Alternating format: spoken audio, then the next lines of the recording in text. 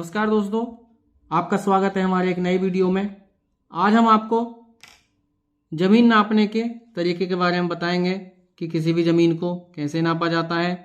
नक्शे के द्वारा लेखपाल और कानूनगो आपकी ज़मीन को कैसे नापते हैं।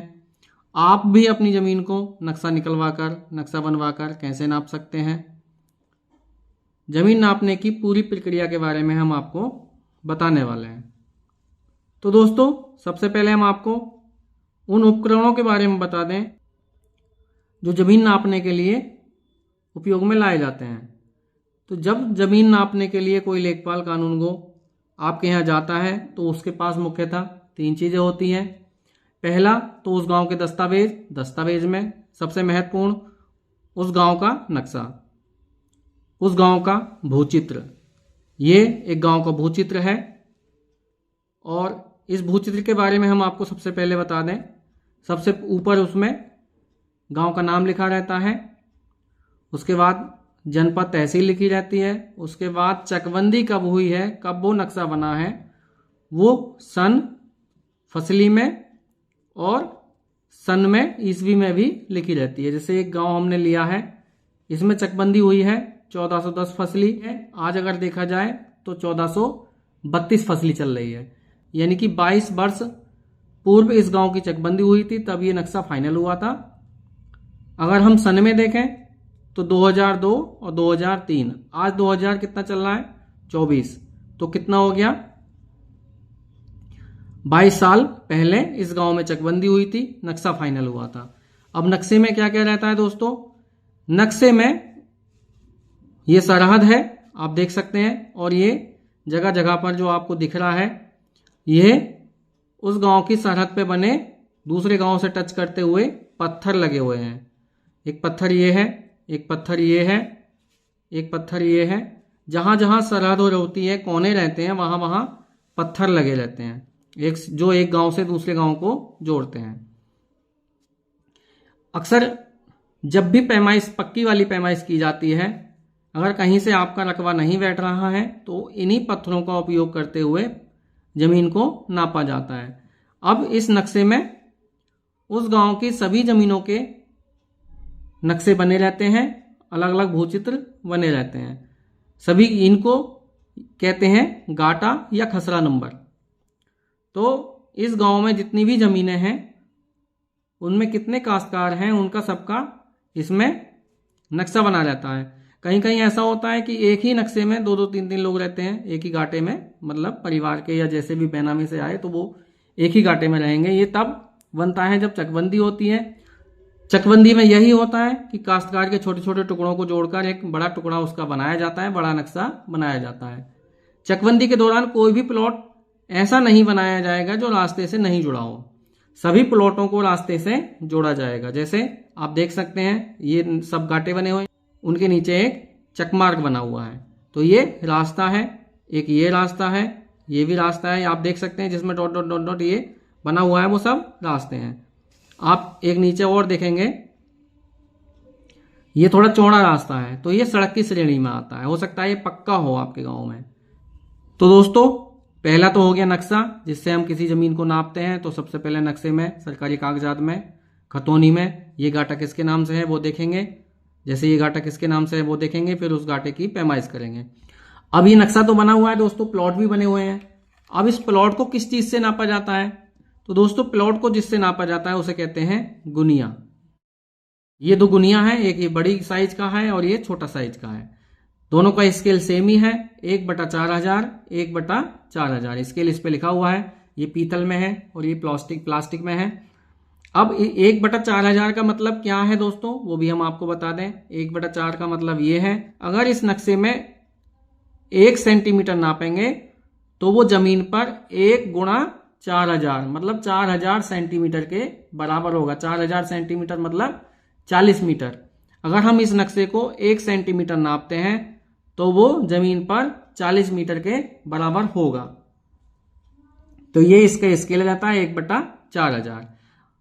तो दूसरी चीज हो गई गुनिया। जमीन नापने के लिए जो तीसरी चीज मुख्यतः उपयोग में लाई जाती है, जिससे जमीन को नापा जाता है, मौके पे खेत नापा जाता है, वो होता है दोस्तों जरीब, यानी कि जंजीर। आप ये देख पा रहे होंगे इस तरीके से जंजीर होती है। जब खेत नापते हैं तो एक लोहे की कड़ियों की बनी हुई जंजीर होती है इस टाइप की, दो तरफ कुंदे होते हैं और ये बीच में छल्ले लगे रहते हैं। यहां से यहां तक ये एक कड़ी बनी हुई है, फिर ये दूसरी कड़ी, फिर ये तीसरी कड़ी। इसी तरीके से दोस्तों इसमें कितनी कड़ी होती हैं? 100 कड़ी। और एक कड़ी की लेंथ होती है दोस्तों 20 सेंटीमीटर और सारी कड़ियां बराबर होती हैं। ये यहां से यहां तक भी एक कड़ी है, ये भी यहां से आधी कड़ी का छल्ला बना हुआ है और आधी कड़ी का कुंदा बना हुआ है ये पकड़ने के लिए। तो ये भी एक कड़ी। तो इस तरीके से इसमें कितनी होती हैं? 100 कड़ी। और 20 सेंटीमीटर की है तो कितना हो जाएगा इंटू 20 सेंटीमीटर, तो ये हो जाएगा 20 मीटर। 20 मीटर की ये जरीब बनी होती है। फिट में देखें तो 66 फीट और गज में देखें तो ये जरीब होती है 22 गज की, 22 यार्ड की ये जरीब होती है। और गुनिया में हम आपको बताए थे कि यहां से यहां तक आप एक जंजीर होती है और यहां से यहां तक दूसरी जंजीर होती है। तो ये जंजीर जब उपलब्ध ना हो तो फीते के द्वारा भी जमीन को नापा जाता है। अब फीते में 20 मीटर की जंजीर है, उसी हिसाब से फीते से जमीन को नापा जाता है। अब हम आपको गुनिया में बताएं तो आप इसमें देख रहे होंगे कि छोटे छोटे खाने और बने हुए हैं। एक जंजीर के अंदर 5 छोटे छोटे खाने और हैं।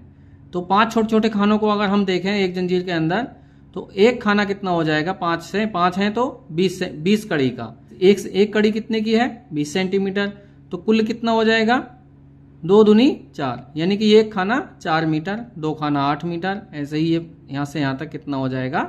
20 मीटर। इसी प्रकार से जमीन को नापा जाता है। तो दोस्तों ये हो गए 3 चीजें। पहला नक्शा, दूसरा गुनिया जिससे हम नक्शे को नापेंगे, और तीसरा जंजीर या फीता जिससे हम जमीन को नापेंगे।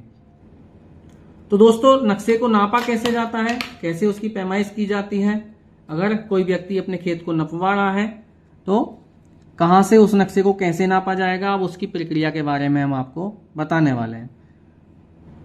अब कोई व्यक्ति को लगता है कि उसकी जमीन, जैसे ये 34 मीटर है और ये 95 मीटर है, यहाँ पे उसकी 20 मीटर है और ये उसकी 80 मीटर है, तो उस स्थिति में तो उस जमीन को किसी ने कब्जा रखा है।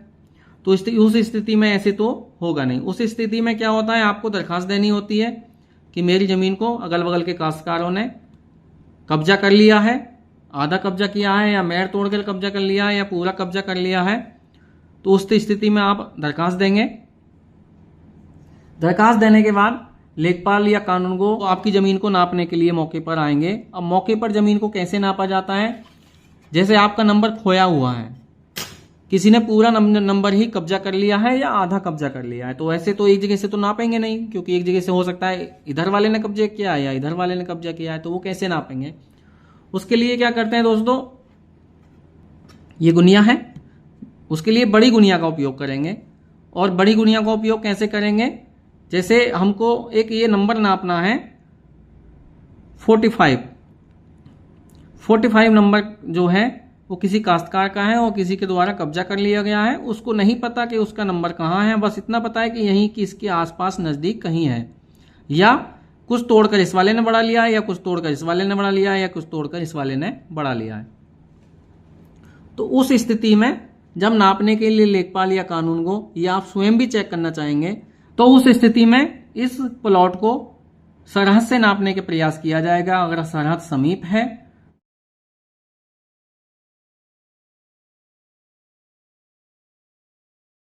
ये दोस्तों हमने एक नजरी नक्शा बना लिया। ये जो 45 नंबर गाटा है इसका, इस व्यक्ति के द्वारा हमने सबसे पहले इसको मौके पे नापा, मौके पे जंजीर से नापा, और उसी हिसाब से ये यहां से यहां तक कितना है हमने नाप लिया, और यहां से यहां तक कितना है हमने वो भी नाप लिया, और नापने के बाद हमने ये लिख लिया कि मौके पे एक्चुअल में वो कितना जोत रहा है। तो उसको लिखने के बाद फिर हम सरहद से चेक करेंगे कि इसका एक्चुअल में कहां होना चाहिए। तो ये 45 सरहद से चेक करेंगे, आपको बताया था 9 जरीब 90 कड़ी। अब यहां से हम सरहद से नापते हुए लेके आए इस नंबर को, और 9 जरीब 90 कड़ी आपका यहां आ गया। कितना आ गया? 9 जरीब 90 कड़ी। तो वो यहां हम एक चिन्ह लगा लेंगे। उसके बाद एक तरफ से उसको ऑथेंटिक नहीं माना जाता है, दूसरी साइड से भी उसको चेक करना होता है। अब दूसरी साइड, यहां तो सरहद बहुत दूर है, तो हम वहां क्या करेंगे, आपको बताए थे तिमेड़े चक्रोट से भी नाप सकते हैं, वो भी लगभग सही होता है, अपनी जगह सही होता है। अगर ये चक्रोट पटा हुआ है मौके पे, तो इसी तिमेड़े चक्रोट से हम इसको नापने का प्रयास करेंगे। इसका दूसरा वाला सिरा कितना है, इस चक्रोट से चेक करेंगे। तो इस चक्रोट को आप देखेंगे, 1 जंजीर, 2 जंजीर, 3, 4, 5, 6 जंजीर, और ये है 1 खाना और 2 खाना, 40 कड़ी। 6 जंजीर कितना है? 40 कड़ी।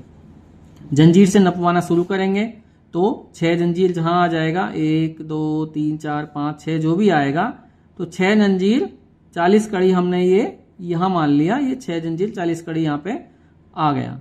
तो एक चिन्ह हमने यहां लगा दिया। अब बीच में उसको कितना चाहिए था, ये उसका पूरा है या नहीं वो भी हम चेक कर लेंगे। तो बीच में चाहिए था उसको कितना, उसका जो नंबर बना हुआ है दोस्तों 45 नंबर, वो चौड़ाई है उसकी 80 कड़ी, 4 खाना मतलब 80 कड़ी। तो यहां से यहां तक ये 80 कड़ी उसका होना चाहिए। तो इसको हम चेक कर लेंगे, और ये 80 कड़ी है, तो ये यहां से यहां तक की दूरियां जो है मौके पे और नक्शे में एकदम सही है। अगर 80 कड़ी ये आ जाता है, तो ये कितना हो गया, यहां से यहां तक 80 कड़ी, ये उसकी चौड़ाई हो गई। तो दोस्तों ये वाला सिरा चौड़ाई हमको मिल गया। अब हमको दूसरा सिरा क्या चेक करना है कि इस खेत की लंबाई कितनी है। तो लंबाई, अब हमने यहां पे पॉइंट हमको मिल गया है, तो इस खेत की लंबाई हम चेक करेंगे। तो देखिए 1, 2, 3 जंजीर, और ये 40 कड़ी, 42 कड़ी के आसपास है। तो यहां से हम चेक करेंगे कि 3 जंजीर 42 कड़ी कहां तक आता है। तो वहां जहां आएगा वहां हम एक चिन्ह लगा देंगे। यहां मान लीजिए हमने 3 जंजीर 40 कड़ी ये आ गया, ठीक है। तो यहीं पे हमने एक चिन्ह लगा दिया। उसके बाद ये दूसरा सिरा भी चेक करेंगे। ये एक सिरा तो 3 जंजीर 40 कड़ी हो गया, दूसरा भी 3 जंजीर 40 कड़ी, यानी कि 42 कड़ी के आसपास जो भी है, 3 जंजीर 42 कड़ी, और इधर वाला भी 3 जंजीर 42 कड़ी के आसपास हमने ये चिन्ह लगा दिया, ठीक है। अब उसके बाद ये वाली दूरी कितनी है, उधर वाली चौड़ाई कितनी है, वो भी 80 कड़ी है। तो यहां से यहां तक हम इसको 80 कड़ी नाप के ये लिख दिया। तो ये दोस्तों एक्चुअल में वो इतना होना चाहिए उसके पास, और जोता कितना है, ये लंबाई में थोड़ा ज्यादा जोत लिया है और चौड़ाई उसकी कम है। तो दोस्तों इस तरीके से नजरी नक्शा बनाया जाएगा। और अगर पक्ष सहमत हैं अगल बगल वाले, ये वाले और ये वाले, तो जमीन नाप करके उसको वहीं कब्जा कर दे दी जाएगी। अगर ये लोग सहमत नहीं हैं, तो लेखपाल कानून को अपनी रिपोर्ट अपने उच्च अधिकारी को प्रेषित करेंगे कि एक्चुअल में जमीन ये होनी चाहिए बगल वाले काश्तकार ने। उसके बाद ये हम चेक कर लेंगे कि कितना कड़ी है, 20 कड़ी या 30 कड़ी, जो भी है। बोले 30 कड़ी बगल वाले ने दबा रखा है, और 5 कड़ी या 7 कड़ी जो भी है वो इस साइड वाले ने प्रभावित कर रखा है। तो इस तरीके से रिपोर्ट बनाते हुए नजरी नक्शा सहित, और इसको फील्ड बुक कहेंगे, यहां से यहां तक की दूरियां, ये वाला ये जो हम नापे हैं यहां से, वो आपको दिखाए थे, लेकिन इसको भी हम पत्थर से ही नापेंगे। ये इस तरीके से इसकी फील्ड बुक बनाते हुए लेखपाल और कानून को अपने उच्च अधिकारी को प्रेषित कर देंगे। और अगर आप सामान्य नाप रहे हैं, अगल बगल की सहमति के काश्तकारों से नाप रहे हैं, तो आप अपना स्वयं भी नाप सकते हैं इस तरीके से, और लेखपाल कानून को भी बुलाकर भी अपनी जमीन को चेक करा सकते हैं और नपवा सकते हैं, और देख सकते हैं कि आपकी जमीन सही नपी है या गलत नपी है। तो दोस्तों ये होता है जमीन नापने की प्रक्रिया। उम्मीद करता हूं कि आपको समझ में आ गया होगा। अगर वीडियो में दी गई जानकारी आपको अच्छी लगी हो, काम की लगी हो, तो वीडियो को लाइक और चैनल को सब्सक्राइब जरूर करें। हमारे इस चैनल पर जमीन से संबंधित नई नई जानकारियों के वीडियो आपको मिलते रहेंगे, तो हमारे चैनल को भी सब्सक्राइब जरूर करें। और दोस्तों ये जानकारी आप किसी के साथ साझा करना चाहते हैं, तो ये वीडियो उनको फॉरवर्ड शेयर ज़रूर करें।